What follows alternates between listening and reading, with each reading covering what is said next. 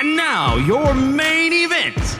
Introducing the hosts of Wrestling with Freddie, Jeff Dye, and Freddie Prinze Jr.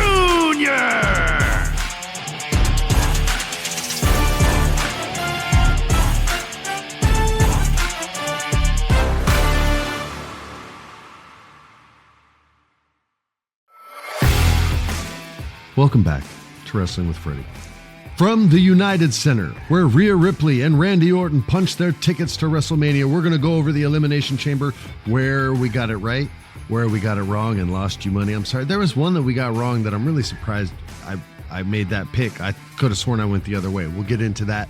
We'll get into the whole week in wrestling, and we have a very special announcement, so stay tuned for the end of the show on our guest for the final episode of the season. We won't be gone long, though, so don't worry. This is what they would call the penultimate episode. There's your $5 word for the week. Suck it! Jeff, how you doing, buddy?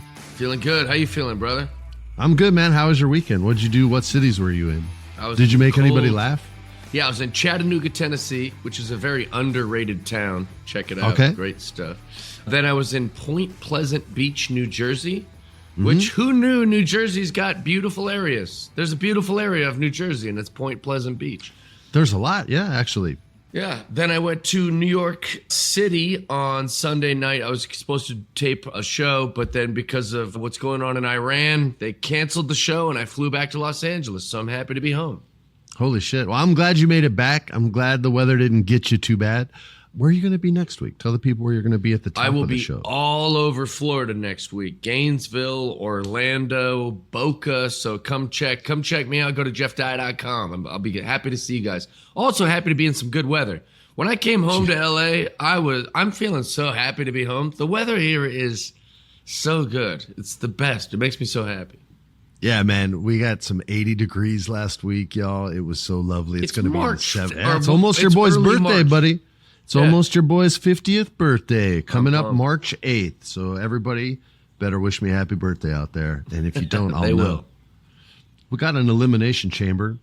Came from the United Center, the the country famous United Center in Chicago, Illinois. That's the home of CM Punk. So that was the easiest match in the world to predict. Since Vince McMahon's no longer running the company, he did not like CM Punk. He thought he was a scrub.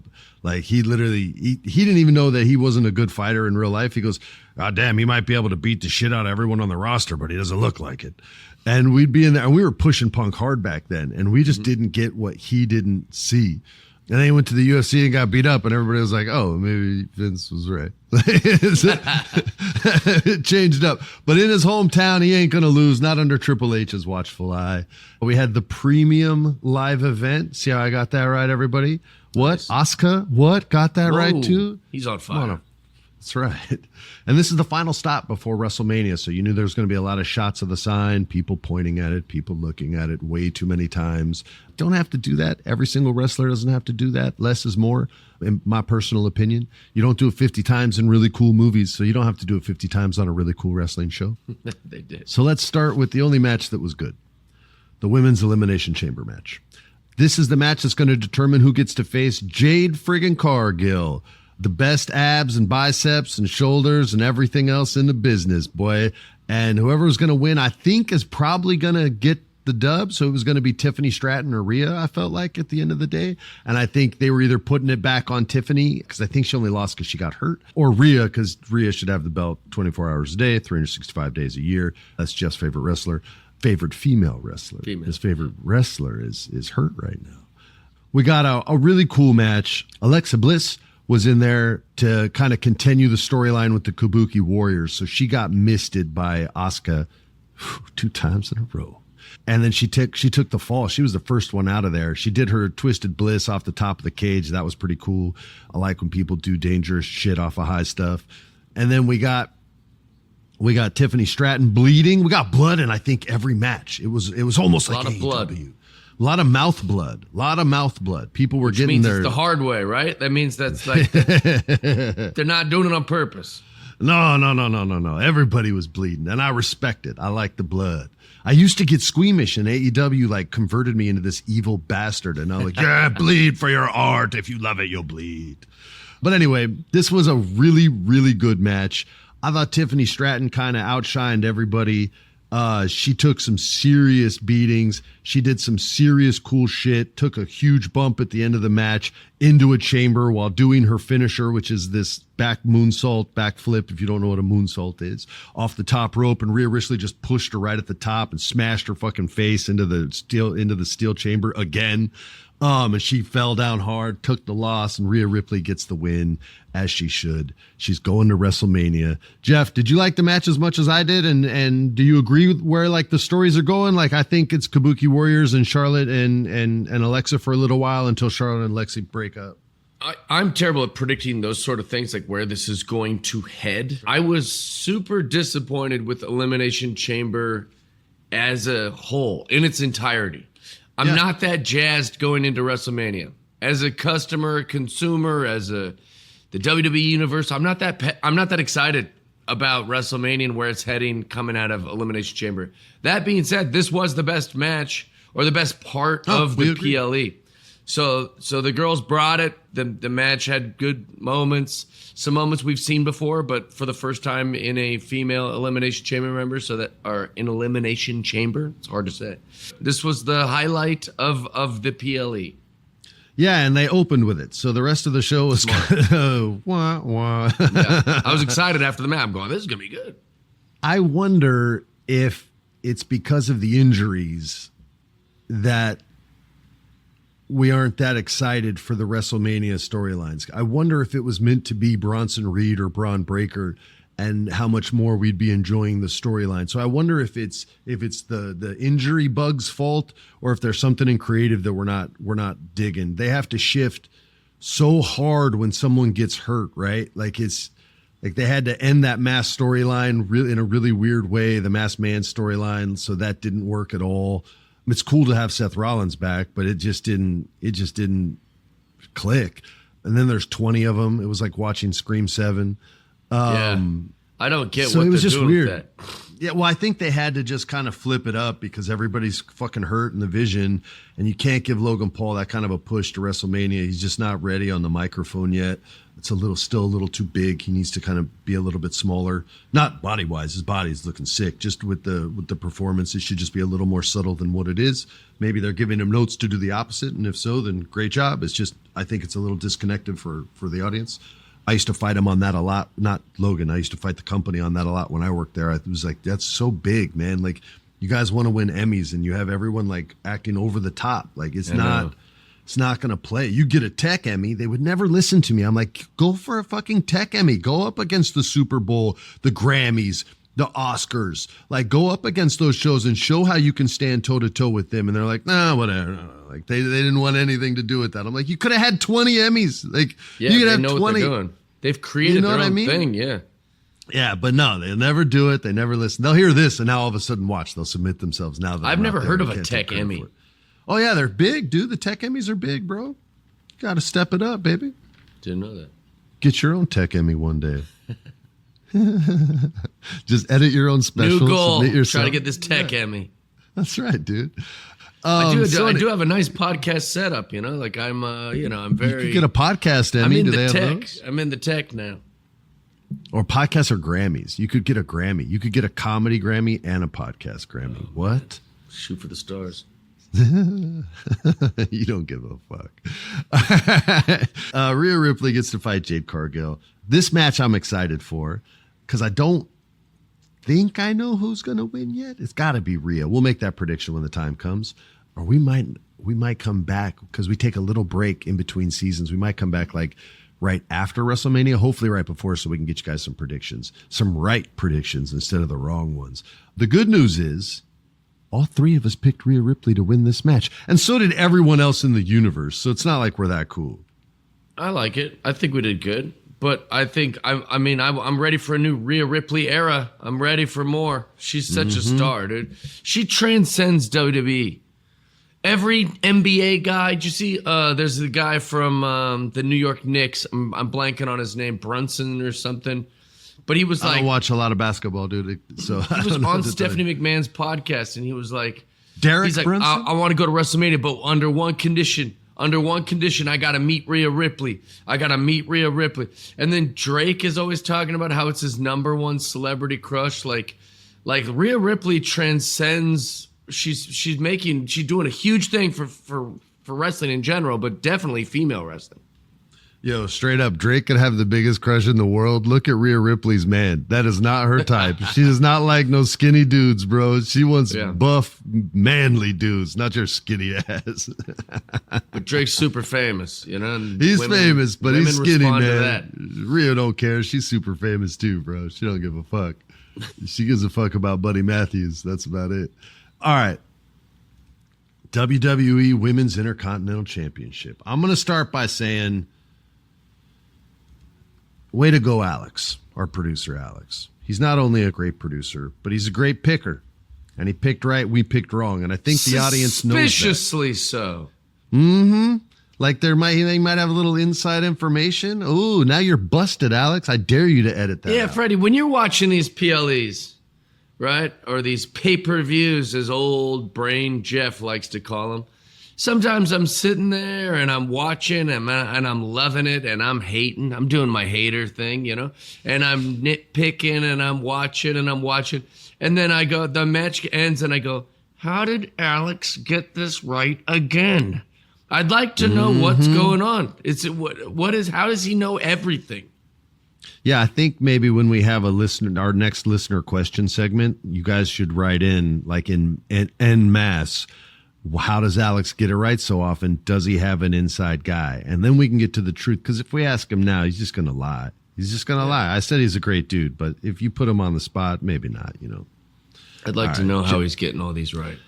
Jeff and I picked Becky. We're dumb. Well, it's because she should have won. Well, yeah. That's why we picked her.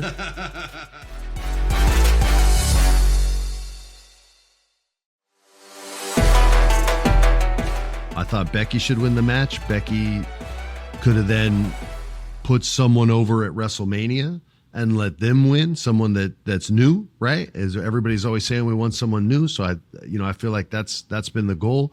Thought it was going to be a Maxine Dupree type situation, but they spun out of that real quick and gave her Natty instead, and then switched it up again and made Natty the victor in that, which kind of buries Maxine. So I don't think they have WrestleMania plans for her now. So it was just weird. This only means that you can go to a rematch now with AJ Lee and Becky Lynch at WrestleMania, but we just saw the match. So their answer is, well, we'll make it a no DQ match or a steel cage match. So the referee can't make a decision. It's a first one is unconscious for 10 seconds match. Whatever they call that. That's not what they call that match. I can't remember the name of it. I had to describe it instead. But yeah, so I don't know what they're going to do, but I just saw the match. So I definitely don't need to see it twice in a row that quickly. But yeah, I think that's what they're doing. I don't know who else they could build a story up for in time. You know, Chicago didn't like, and I was really sad, man, was the friggin' box, the Danhausen box. Why were you sad? You said that you wouldn't even come on the podcast anymore if there was a person in there. I was so bummed it was Danhausen because I like Danhausen. I think there's room for comedy wrestling. Santino Marella was one of my favorites. Like Doink the Clown was awesome. Like I love comedy wrestling. Like DX when they were funny was really, really cool. R-Truth. R-Truth is a friggin' master of masters of comedy wrestling. New Day, very funny. He's making the wrestlers break. Like Santino would make people break. So I like Danhausen a lot, and I was really sad that he got booed. And I think he's even from Chicago. So I was just like, oh, man, they effed that up. And I think maybe I guess you could argue that's the response they were going for, is like an abstract response because he's so abstract. But I would call bullshit on that. Like, I just think it didn't work, and I think he deserves something. He curses people. Why can't The Miz feel cursed and not know why? And then you introduce Danhausen that way, man. Look, that's a shitty idea, but it's better than the box to me. I get that it's old school and we're doing an old school joke on a joke, like a rib on a rib, but to me, it just didn't play. And then they booed him. I knew they were going to boo whoever came out because they were going to be pissed off, man. And they should have known that and jump ship the way they jump ship on so many other ideas that they think are good. I'm going to be honest here. I don't know if I genuinely hate it or if I just heard everyone else boo, and there was a little bit of disappointment. Because I don't even know if how I really feel about it. Because I do like Danhausen. Mm-hmm. I do like a crazy, stupid gimmick like a box. I don't know how I feel. I think I'm going with the crowd here, and I was just being influenced by everyone else in a way. You got swept up in the mob. Yeah, I think I got swept up in the mob. I think that's exactly what happened. I do like Danhausen. I actually liked last night on Raw. He goes, "You heard everyone." I came out to loud cheers. He was like referencing the booing. Yeah, he's smart, dude. He's smart. Funny. You got to be smart to be funny, man. You got to be smart to be funny. Yeah, I think I was more just jealous that he was in WWE. I'm like, oh, here he is. He's made it. This little indie comic wrestler has made it. But I'm happy for him. And I think that's actually part of why I was swept up in the mob too, was that we know this was another thing CM Punk did. CM Punk's got his hands in the pot. That's what I think. What do you mean with Danhausen? They're really good friends. Oh, I didn't know that. Yeah, like super. See, you know all the inside stuff. I just watched the show. Yeah. All right. Next up, speaking of CM Punk, he was fighting for the World Heavyweight Championship, which he was defending against Finn Balor. Probably the easiest match to pick the whole year, like the whole season. He's winning in his hometown, whether it's a championship match or not. They're not going to switch the champion 3-4 weeks before WrestleMania because that'll hurt ticket sales, which are already hurting bad even more. Everyone knew what the story was going to be. It was going to be CM Punk versus Roman Reigns. I think everybody knows who's going to win the WrestleMania match. I think that's why people aren't that hyped, and that's why ticket sales aren't that great, because everybody kind of knows where the belt's going and who was going to carry it until then. Hopefully they can do something crazy and Seth Rollins can get back in there, but I don't think so, because he has to deal with the 2 remaining members of the Vision and Paul Heyman, who he killed last night. He didn't kill him. Why'd you think they did that?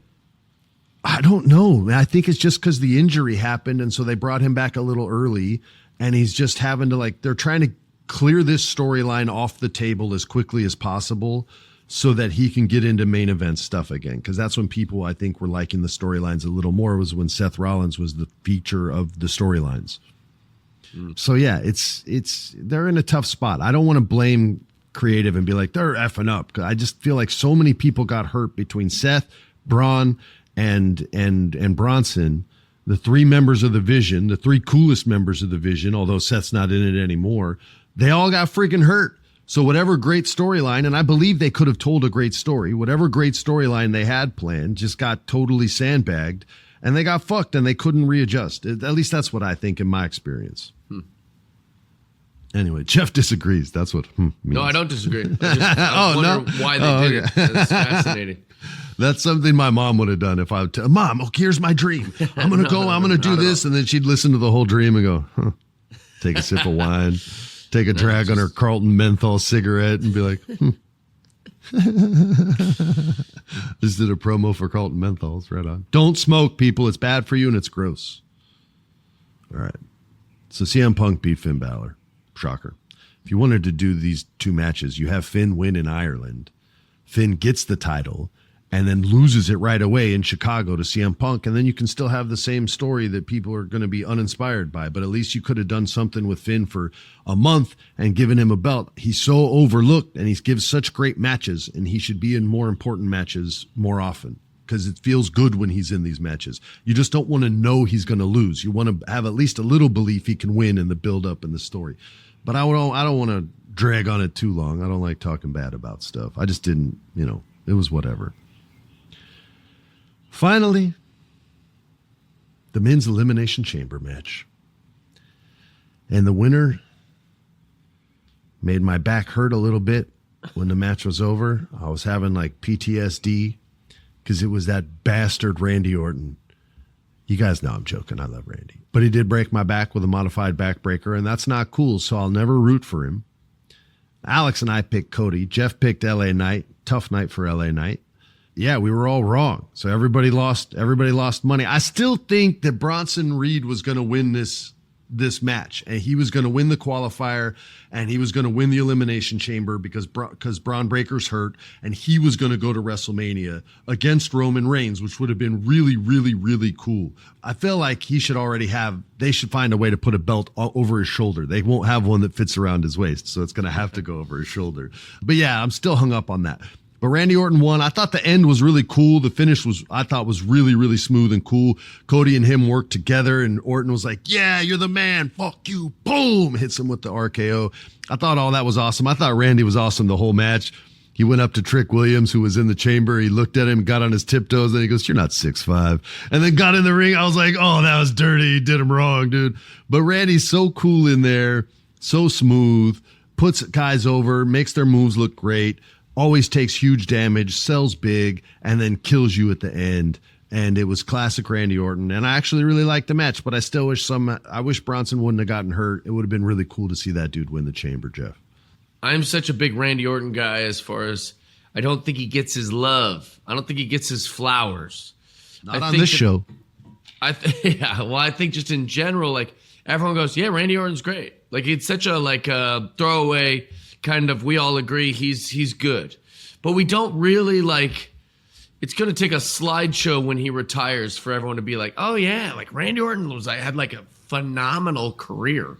Like he's incredible. He's been such a part of so many different chapters and stories and things, and he still looks great, and he obviously can still do it in the ring. There's more ring rust and age showing on CM Punk than there is Randy Orton, and I'm guessing they're around the same age, right? And Randy Orton looks like a monster. So yeah, I love it. I'm glad they did it, and kudos to the writing team to even consider it and make it happen. So I was pumped about it. You know, it's funny you said that. When Punk wrestled Balor, my kids were in the room, my wife was in the room, and I'm not going to say who said it. Well, it wasn't Sarah. It was one of my kids. Wait a minute. The Jack guy's not the champion? I was like, nah, Finn Balor. And then to be followed by, he's not going to wrestle in the shirt, is he? Yeah. Well, but that's the thing, dude. No one's tough. showing age more than CM Popular. Yeah, it's getting a little tougher for him. It's getting a little tougher. All right. Let's move on to Monday Night Raw in the Gainbridge Fieldhouse in Indianapolis, Indiana. I don't know if I've been to this arena or not, but I did go when I worked there. I don't know if it was called Gainbridge back then. I don't remember that. But it's Monday Night Raw. I'm hoping for something good. I was thinking it was going to be like the Raw after WrestleMania, how it always sucks, right? Because nobody can wrestle like 2 days in a row like that. It's not good for their bodies. So they really try to let the majority of the people who worked rest, and they'll give other people a chance, or it'll just be a lot of talking segments, and those are the ones that piss people off. So I thought this was going to be similar because the show opened, it was Division, and it was Paul Heyman, Logan Paul, and Austin Theory because everybody else is freaking hurt, which just sucks, man. It killed their story. It kills a lot of stuff, kills excitement for Mania. And Paul Heyman has to do all the talking because the other young men just aren't quite there yet on the microphone. You know, Braun cut that promo. He let everybody know he was ready a couple months ago. Bronson is really good backstage and is just calm and collected and comes off so dangerous. And he's like, yeah, you have some trouble. Well, I fix, you have a problem. I fix problems. And he's just oh yeah, that guy fixes problems. Like you just believe him. And the other guys just, they're not there yet. So Heyman has to do all the heavy lifting in this. And then here come the masked men. And it's a Scooby-Doo segment all of a sudden, and the music starts, and Benny Hill music, and they all come out, and they trick all the wrestlers and all the security, and they all run out, and it's just Paul Heyman alone, and here comes the masked man, and he's going to get Paul Heyman, and then the crowd cheers, because all of a sudden another masked man comes out from under the ring, and this one has a chair, and it's Seth freaking Rollins. And Seth Rollins doesn't waste any time. He does not cut a promo on this man. He just smashes him with a chair and stomps him in the head. And Paul Heyman has been murdered. And he probably won't even be on TV next week, which would be tough for the rest of the division. But it won't matter because Seth Rollins is going to kick their asses very quickly on the way to WrestleMania and somehow find himself in a Mania match that means something. I just don't know against who. He already wrestled Logan Paul, I think, at the Mania you and I went to. So I don't think they should go again. I would like to see something fresh. I don't think people would be excited for that. So I don't know what they're going to do. Maybe he's not ready physically. So maybe it's going to be more like sneak attacks on these guys because he can't wrestle a match yet. But that was segment 1. It was quick as far as the storytelling goes, but I guess it was effective. What did you think?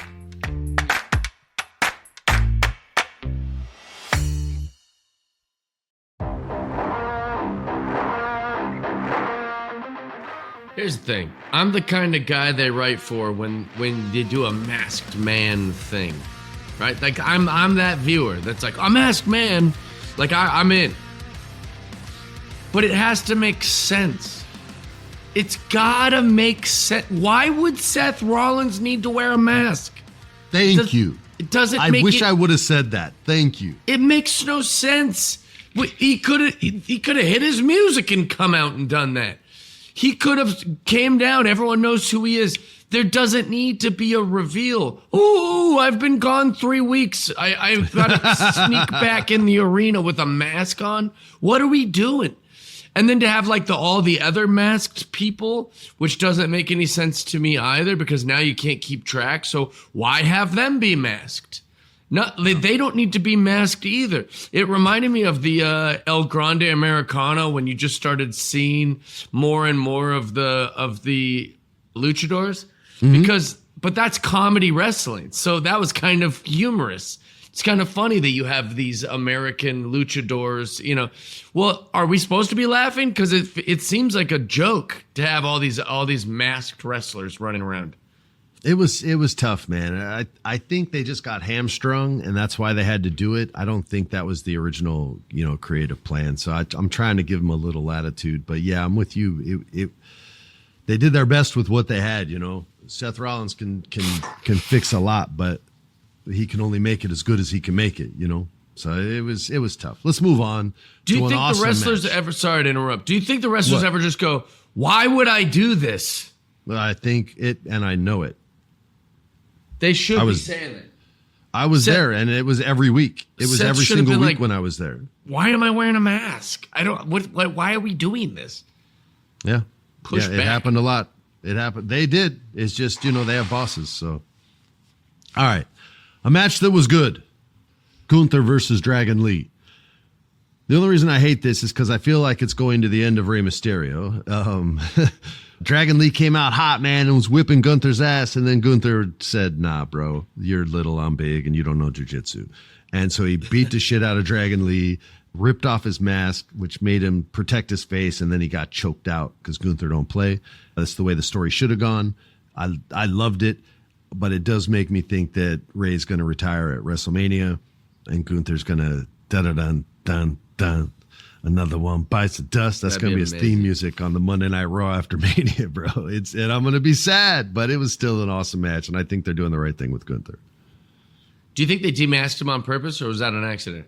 Purposeful. Yeah, he was trying the whole match.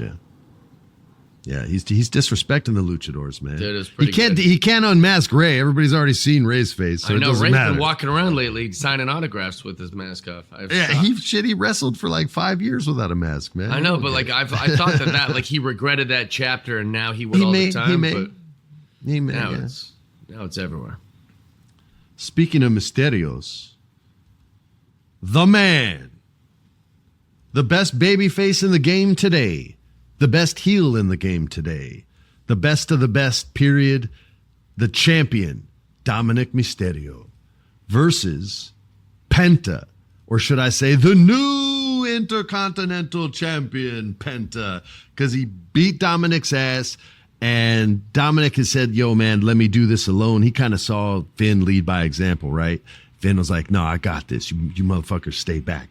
And he lost, but he went out like a champ, not a chump. And so Dominic was kind of following suit. Now he's like, yo, I got this. You can come out and watch, but don't interfere in the match. And JD McDonough, you see him, he's kind of like, what, man? Like, come on, man. This is what we do. And Finn's like, yo, I got you. So they go out, and the whole match, every time they cut JD McDonough's like got his hands on his jeans and he's like antsy and he's like, Jeff, when I talk too much, he gets real antsy. And then and then Finn Balor calms him down. He's like, no, man, remember. He said, let's do it alone. And then finally Dominic's getting his ass whooped too much and he's like, yo, help. And JD's like, I got you. And he goes to get the bell hammer so he can whack him in the head with it. And Finn Balor's like, no, dude. He said he wants to do it alone. Let him do it alone. And JD's like, shut up. He just said help. Like, get me the ring bell. And Finn's like, nah, man. This is how it's got to go down. He can do this. And so we're going to get a babyface Finn Balor, which hopefully then he'll get the push he deserves. And so they don't help him. And my man Dominic Mysterio is no longer the champion. I was very sad. I know you love Penta, but Dom's my favorite. And I knew he had to lose it eventually, but I think he's going to lose the other one pretty soon, too. I love Penta. Danhausen cursed. He cursed him. Yeah.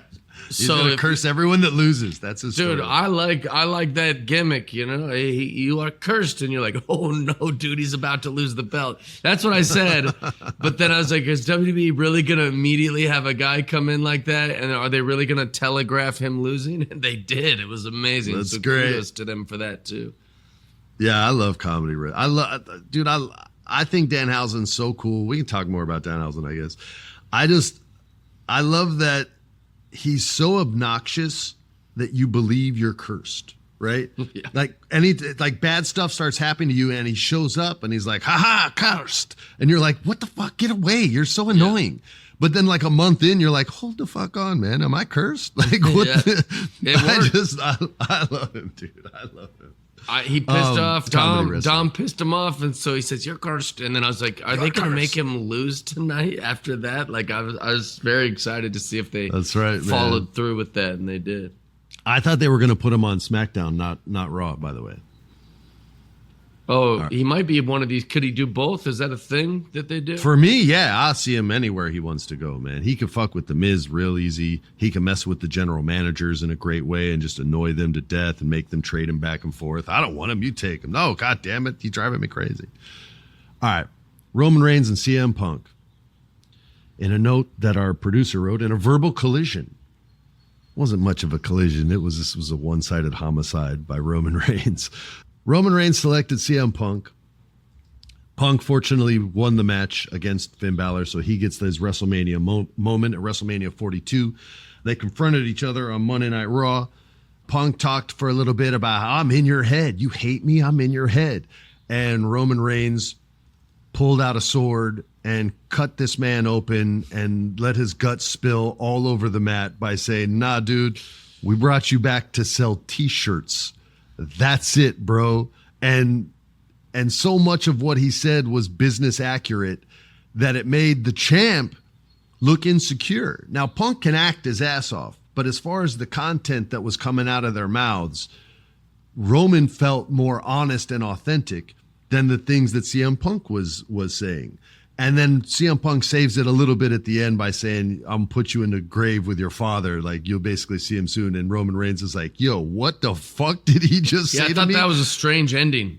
He sold big for him, which at least makes Punk look a little tougher in it. But otherwise, the words Roman said, I thought just annihilated Punk. You don't see Punk get beat in promos ever. Right. And I thought he just got torched.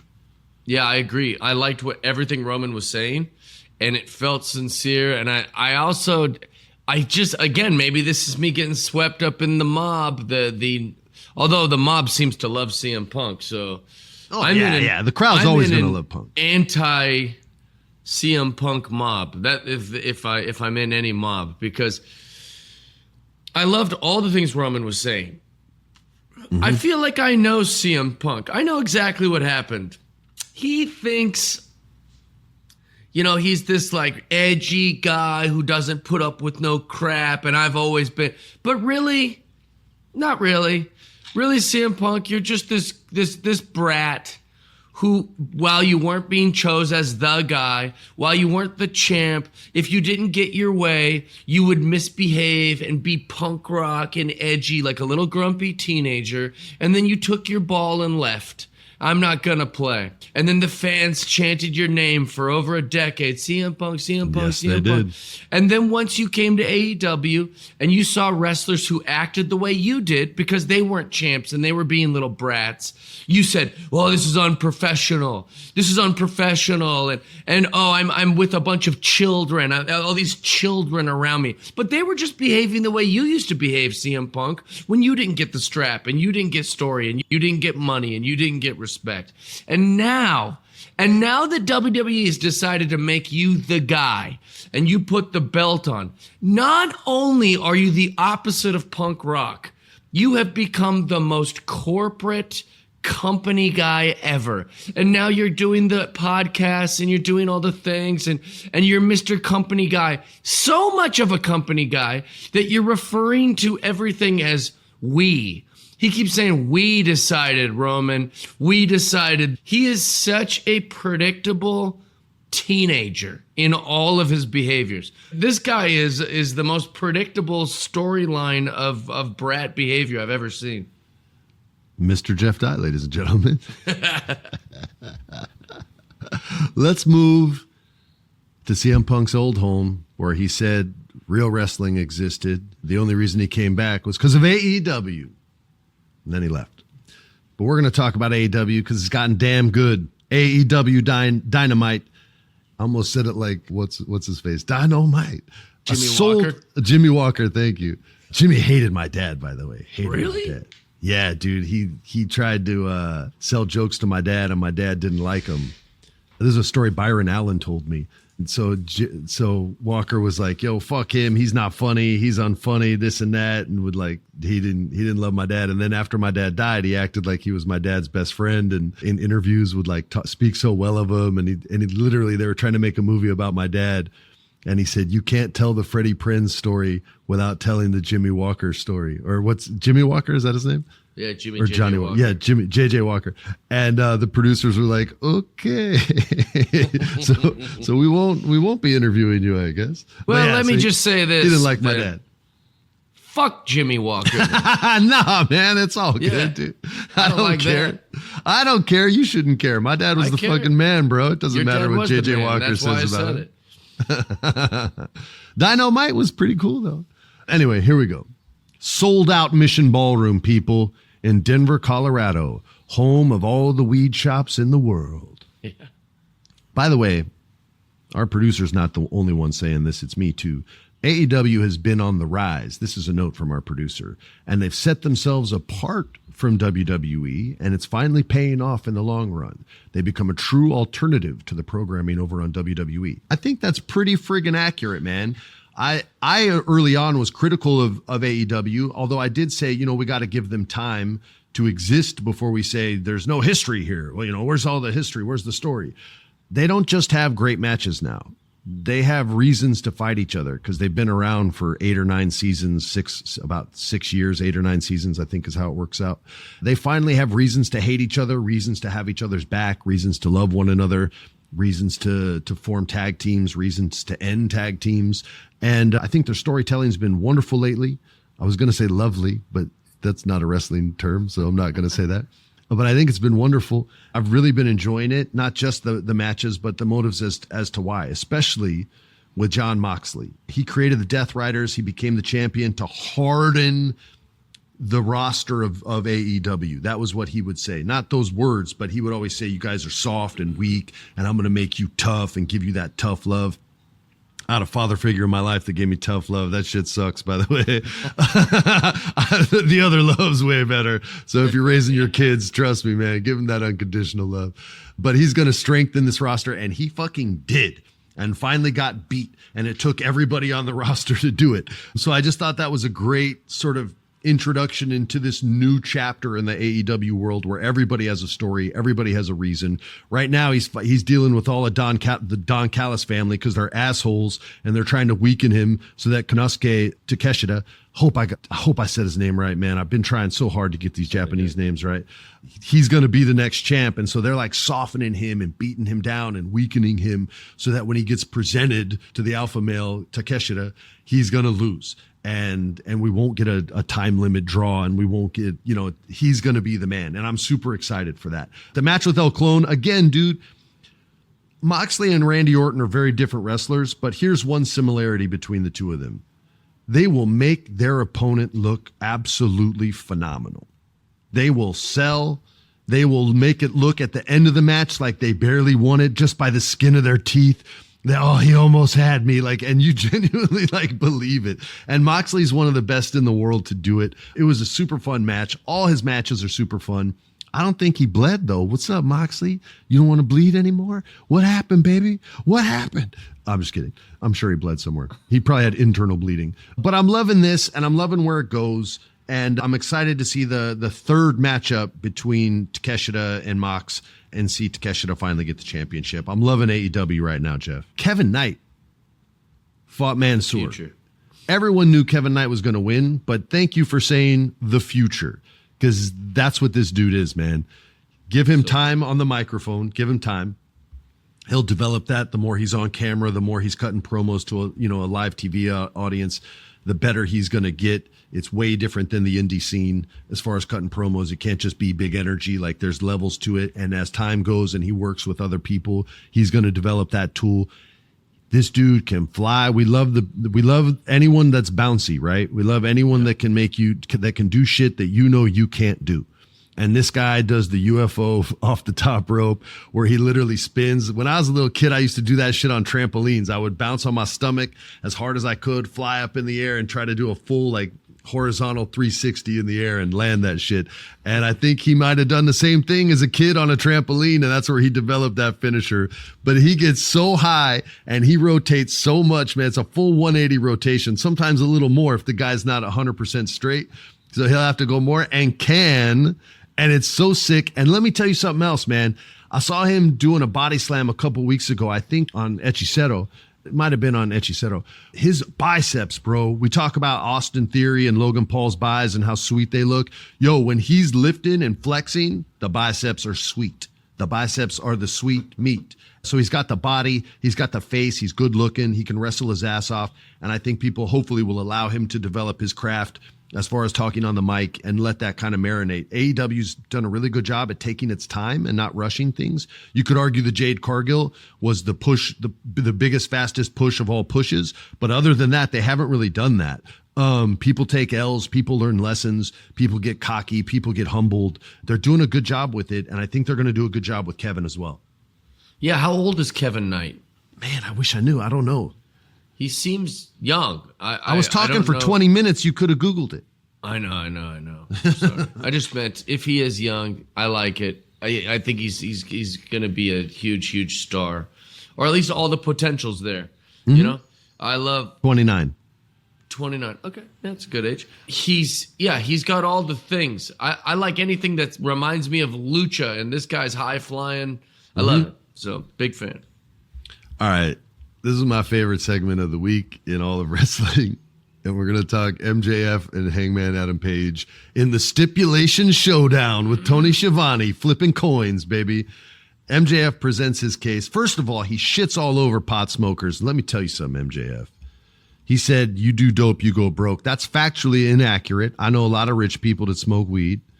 And it's not nice to shit on my brothers and sisters like that, all right? So for the first time, MJF, you and I got a little beef because you got beef with my people that I love. And you shit all over Denver, which is a terrible thing to do.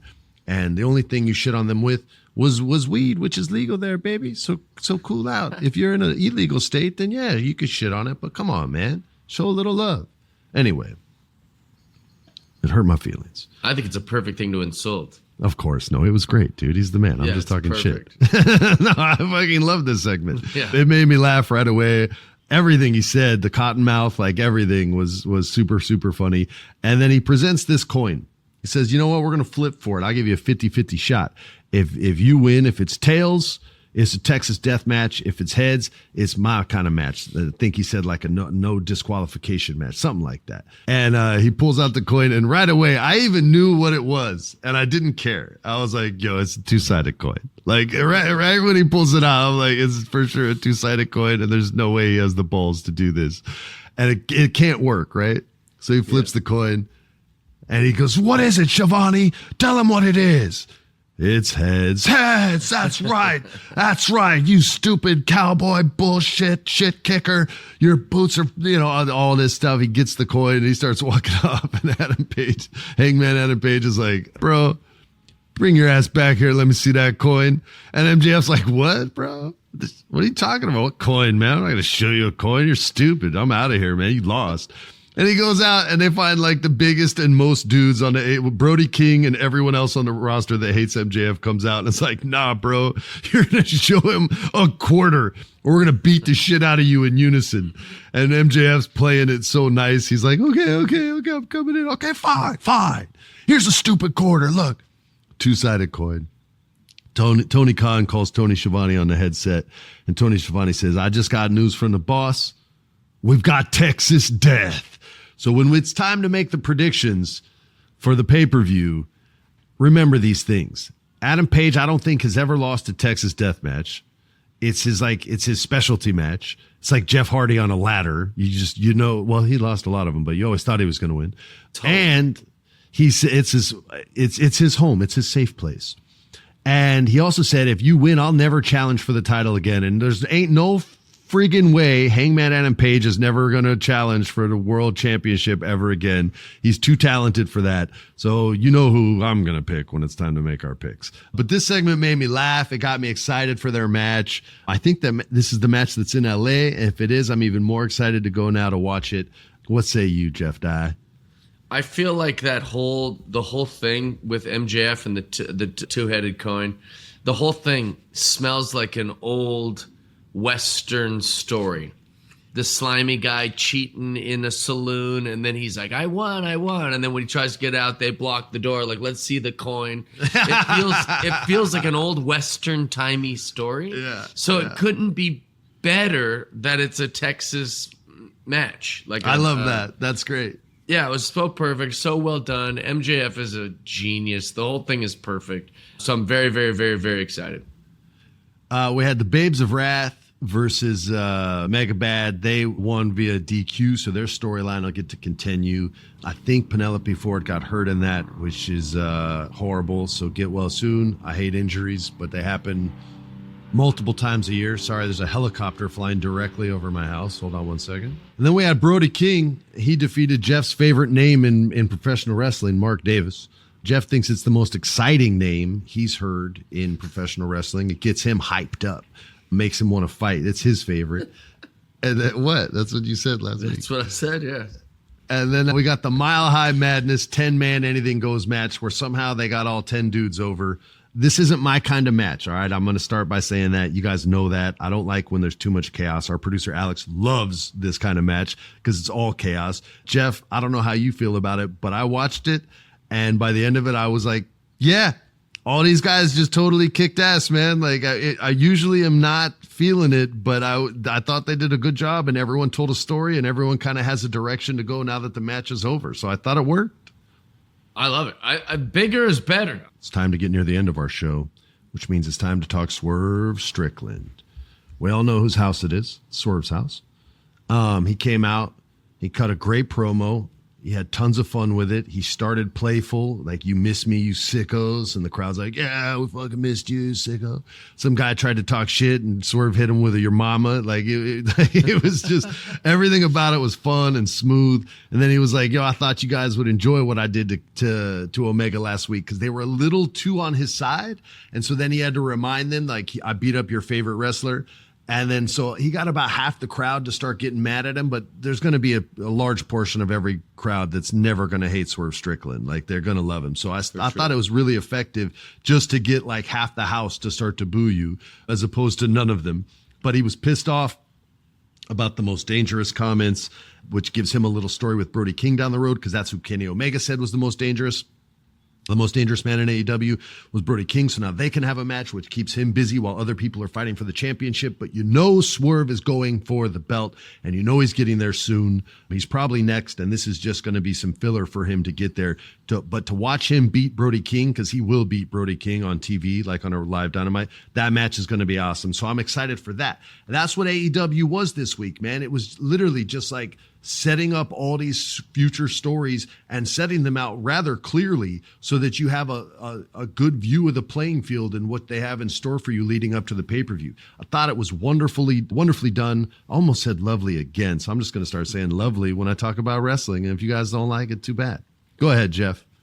No, I think I agree with what you just said, that they're setting up things the way I wish WWE was setting up things for WrestleMania. Yeah, man, I thought they did a good job with the ops. Injuries effed that story up. It gave good motivation for Hook on mid-card stuff. Like, they've been focusing on all levels of their wrestling from people that they're trying to build, like Kevin Knight, to mid-card guys, to the leading ladies and the leading men. I think they're doing just a wonderful job right now. Also, next week, for our final episode of the season, we have a very special guest. You guys will guess soon, because when this comes out, there'll already be like a little silhouette of who the guest is. Maybe you guess right, maybe you guess wrong. But I'm really excited to get to interview this person and sit down and speak with him. Maybe we've spoken before. Maybe that's a hint. But a lot's happened since then, so we have a lot to talk about. Other than that, you guys, that's our show. On behalf of our producer, Alex, who rules, and our co-host who rules, Jeff Dye, I'm Freddie Prinze, saying peace.